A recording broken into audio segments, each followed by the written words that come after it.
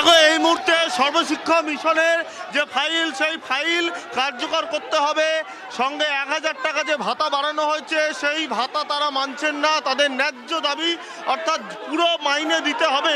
দেখতে পাচ্ছ বিকাশ ভবনের যে গেট, সেই গেটের সামনে পুলিশ আর ওদিকে যারা আন্দোলনকারী তাদের মধ্যে কার্যত খণ্ডযুদ্ধ বেঁধে গেছে। বর্তমানে তারা ইতিমধ্যেই পুলিশ কিন্তু একেবারে সেই যে ব্যারিকেড সেই ব্যারিকেড বারবার বাঁচাতে চাইছে।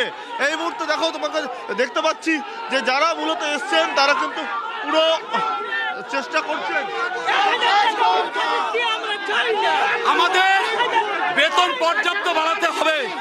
রাজ্যের কোষাগারের টাকা অবৈধভাবে এমএলএরা বেতন বাড়াচ্ছে, প্যারা টিচারের ছেলেমেয়েরা খেতে পায় না।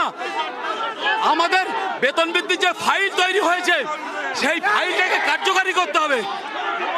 যে ব্যারিকেড সেই ব্যারিকেড থেকে একজন একজন করে সরানোর যে কাজ তা কিন্তু শুরু হয়েছে। তুমি দেখতে পাচ্ছ যে ব্যারিকেড কিছুক্ষণ আগে আমরা দেখছিলাম যে কার্যত যারা আন্দোলনকারী তাদের দখলে চলে গেছিল, একটু একটু করে পুলিশ কিন্তু চেষ্টা করছে সেই ব্যারিকেড থেকে যারা আন্দোলনকারী তাদের পুরোপুরি সরিয়ে ফেলতে, যা এই মুহূর্তে কিন্তু পুলিশ শুরু করে দিয়েছে।